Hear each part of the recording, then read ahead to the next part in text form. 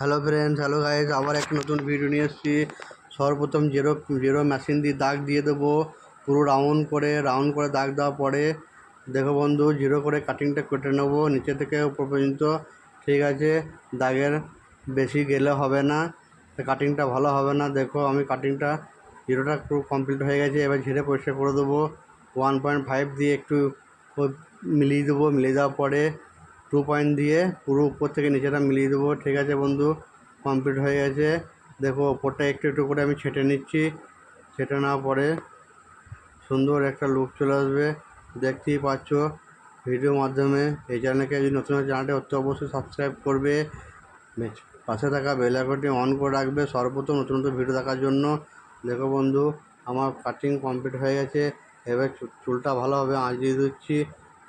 ভিডিওটি ভালো লাগলে লাইক দেবে, কমেন্ট করে জানাবে। আজ এইটুকু, পরের ভিডিওতে দেখা।